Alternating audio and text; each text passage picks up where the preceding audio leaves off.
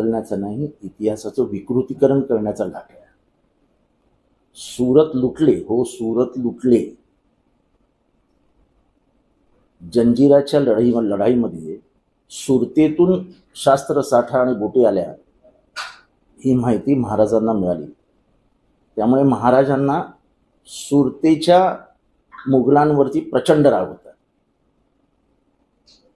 त्यात बहिर्जी नाईक यांना सुरतेत पाठवलं त्यांनी. बहिर्जी नाईक यांनी त्याला अजून जोड दिली आणि किती श्रीमंती सुरतेत आहे याची सगळी माहिती त्यांनी महाराजांना दिली. महाराजांनी सुरतेत प्रवेश केला.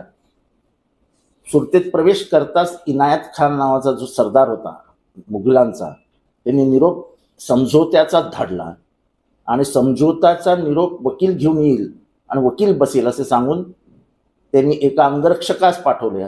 त्या अंगरक्षकाने महाराजांवर खुनी हल्ला करण्याचा प्रयत्न केला. त्याचं तात्काळ मुंडकं छाटण्यात आलं आणि तिथे असलेल्या 24 जणांचे हात कलम करण्यात आले आणि तिथनं सुरू झाली सुरतेची लूट. हे 1660 साली झालं आणि दुसरी लूट 1664 साली झाली. महाराजांनी काय काय लुटलं? कारण का ती आंतरराष्ट्रीय बाजारपेठेतली एक महत्वाची बाजारपेठ होती सुरत. अर्थात ती मुघलांच्या हाताखाली होती, हातात होती, पण तिथे डच म्हणजे आजचं हॉलंड त्यांची कंपनी होती, ईस्ट इंडिया कंपनी होती, फ्रेंच कंपनी होती, पोर्चुगीज कंपनी होती आणि मुघलांच्या वखारी होत्या.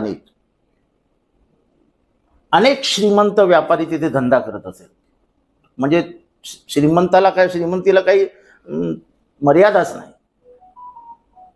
आणि बहिर्जी नाईक यांनी भिकाऱ्याच्या वेशात फिरून सुरतची इत्तमभूत माहिती महाराजांना दिलेली होती की कोण कसं आहे, कुठे काय आहे.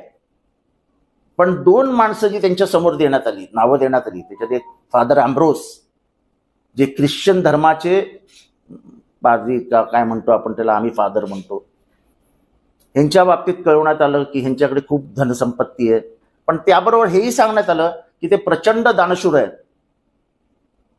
आणि खूप गरिबांना मदत करत असतात. शिवाजी महाराजांनी तात्काळ निर्णय घेतला की त्या फादर अँब्रोसचं घर लुटायचं नाही. तसेच एक पारेख नावाचे व्यापारी होते, सुरतेतले सर्वात श्रीमंत व्यापारी. 1660 मध्येच त्यांचं निधन झालं होतं. आणि मिळालेल्या माहितीनुसार पारेख हा सुद्धा प्रचंड दानशूर होता आणि त्यांनी कायम चांगल्या कामांना मदत केली अशी माहिती मिळताच त्याचाही त्यांनी आदेश काढला की पारेखचं घर लुटायचं नाही, सोडून द्यायचं. कारण का तो वारल्यामुळे त्याची विधवा पत्नी तिथे होती. आणि महाराजांनी सुरत लुटलं, हो सुरत लुटलं. जे शरण आले त्यांनी आपली धनसंपत्ती त्यांच्या पायाजवळ ठेवली, त्यांना माफ केलं. पण जे आले नाहीत त्यांचं लुटून ते घेऊन गेले आणि ही सगळी धनसंपत्ती त्यांनी रायगडावर ठेवली. 1664ला पण त्यांनी सुरत लुटली. तर एकदा नाही 2दा लुटली, 2दा. म्हणजे जे काल सांगितलं गेलं देवेंद्र फडणवीसजींकडनं की एक छावणी लुटली, एक छावणी नाही, पूर्ण सुरत लुटले, पूर्ण सुरत. आणि त्याच्यातले अनेक व्यापारी तेव्हापासून मुंबईत आले. अनेक व्यापाऱ्यांनी तिथनं आपला बदलला असता, म्हणजे तिथे जे त्यांचं होतं स्थान ते बदलून ते दुसरीकडे राहायला गेले. आणि सुरतेचा हा इतिहास हा तत्कालीन बखरींमध्ये आहे. बर्नियर नावाचा एक मुघलांच्या दरबारात डॉक्टर होता, त्यांनी लिहिलेल्या पुस्तकामध्ये देखील त्यांनी सुरतेचा उल्लेख केलेला आहे. आतापर्यंत जेवढे इतिहासकार होऊन गेलेत, वासी, बेंद्रे, तुम्ही सांगाल त्या इतिहासकाराने सुरतेची लूट याच्यावर लिहिलेलं आहे, पुराव्यासकट लिहिलेलं आहे. तेव्हा हा मनुवादी विचार महाराजांना छोटा करण्याचा हा देवेंद्र फडणवीसजींसारख्या हुशार माणसाच्या मेंदूमध्ये कोणी घातला? म्हणजे महाराजांच्या शौर्यावरती प्रश्नचिन्ह, त्यांच्या युद्ध चातुर्यावरती प्रश्नचिन्ह, त्यांच्या बुद्धीवरती प्रश्नचिन्ह, हे करण्याची गरजच नव्हती.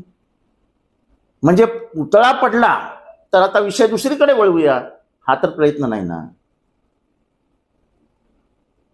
2002-2003 साली जेम्स लेनने हेच केलं.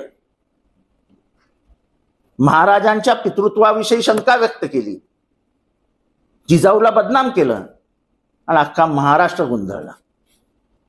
आज फडणवीस साहेब जे बोलले आहेत ते कारण नसताना बोलले, कुठलंही कारण, काही औचित्यच नव्हतं.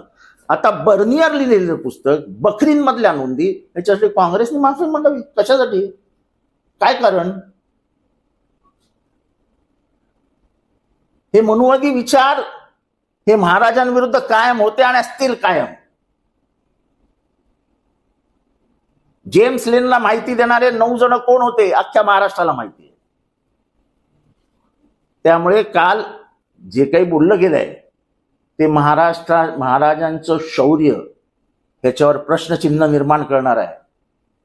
आणि अभिमानाने आम्ही मराठी माणसं सांगतो, होय सुरत लुटली, आजही गुजरातला वाईट वाटत असेल तर वाटू द्या, पण आमचं शौर्य, आमच्या बापाचं शौर्य इतकं मोठं होतं की मुघलांच्या ताब्यात असलेलं सुरत पूर्ण लुटून त्यांनी महाराष्ट्रात आणलं.